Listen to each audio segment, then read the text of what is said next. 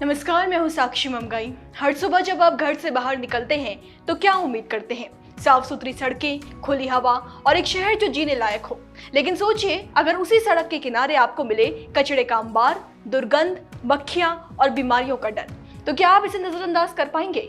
शहर के अलग अलग इलाकों में बनते जा रहे हैं अस्थायी डंपिंग जोन। ये एक आदत बन चुके हैं। जहां कचरा फेंकना मना है, वहीं सबसे ज्यादा कचरा मिल रहा है और सफाई की तस्वीर बस पोस्टरों और वादों तक सिमट कर रह गई है। देखिए हमारी ये ग्राउंड रिपोर्ट। मैं इस वक्त मौजूद हूँ हरिद्वार बाईपास रोड में, जहाँ पे आप देख सकते हैं सड़क के किनारे कचरे का अंबार लगा हुआ है। जहाँ सड़क के किनारे का ये इलाका अब कचरे का अड्डा बन चुका है। हालत ये है कि यहाँ रोजाना कचरा फेंका जा रहा है और धीरे धीरे ये जगह एक अस्थायी डंपिंग जोन में बदल गई है। जहाँ से सफाई की शुरुआत होनी चाहिए थी, वहीं सबसे ज़्यादा गंदगी फैली है। आप देख सकते हैं कि कैसे कचरे का ढेर ना सिर्फ बदबू फैला रहा है, बल्कि बीमारियों को भी न्योता दे रहा है। आइए लोगों से जानते हैं कि उनको इस कचरे की वजह से क्या कुछ परेशानियां झेलनी पड़ रही है।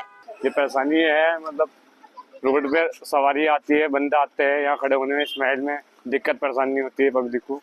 और ये दुकानदार है, इन्हें भी परेशानी बहुत होती है, हर टाइम स्मेल रहती है, दिखने में भी गंदा लगता है बहुत।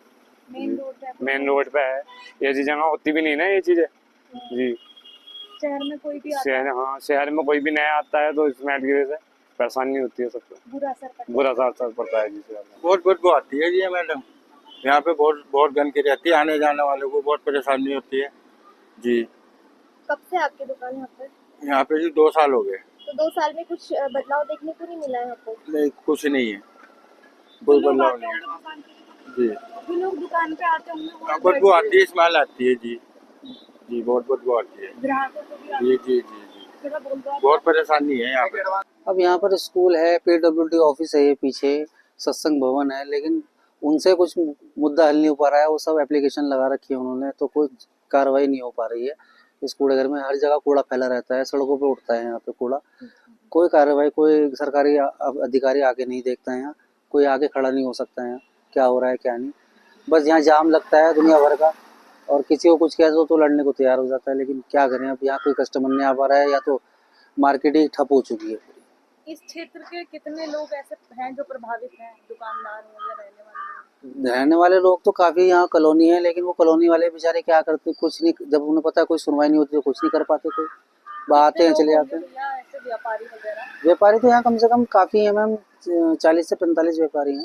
अच्छा, नहीं हल हो पा रहा है? कुछ नहीं हल हो पा रहा है, काफी लड़ाई लड़ ली है। सारी दिक्कत है, कस्टमर आने बंद हो गए यहाँ पर। किस वजह से कस्टमर नहीं आ रहे हैं? रोड पे कूड़ा डालते हैं सारे के सारे, स्मेल इस कदर की है यहाँ पर। 2 बंदे बीमार पड़े हुए हैं, अभी भी सांस की बीमारी हो गई उन्हें, इस बाजार वालों को।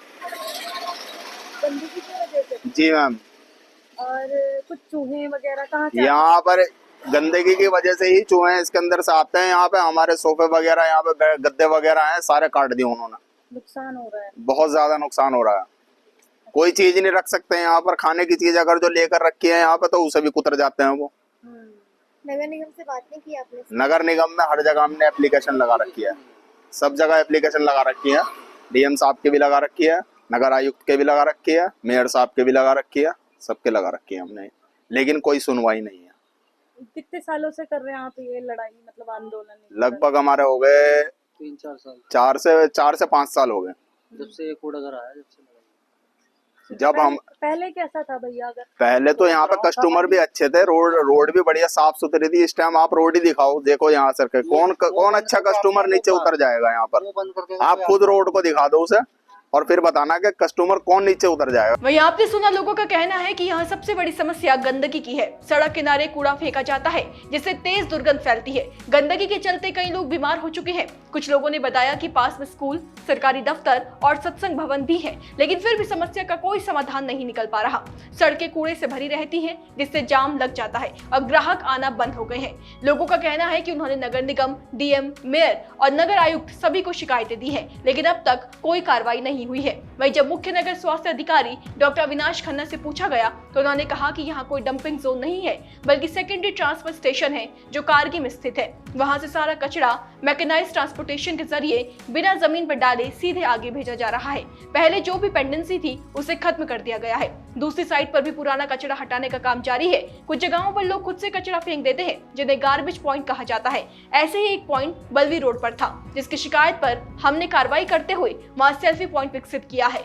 देखिए, डंपिंग जोन नहीं है हमारे यहाँ कोई। हमारे यहाँ जो है सेकेंडरी ट्रांसफर स्टेशन जो हैं, जो कारगिल स्थित है, जिसमें से जो हमारा जहाँ पे मैकेनाइज्ड ट्रांसफर स्टेशन है, वहाँ से हमारा समस्त जो हमारा पुराना जो हमारा जितनी भी पेंडेंसी थी वो सब खत्म की जा चुकी है हमारे सॉलिड वेस्ट की।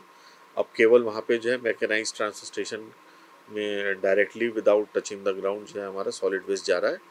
और जो हमारा जो दूसरी साइड थी अपोजिट उसके, वहाँ पे भी हम लोगों ने जितना भी हमारा पुराना जो वेस्ट पड़ा हुआ था उसको उठाने का पूरा काम किया जा रहा है। और अगले 3 से 4 दिन में उसको जो है हम पूरी तरह खाली कर देंगे। ऐसे हमें पूरी जो स्पीड है उससे देख के लग रहा है।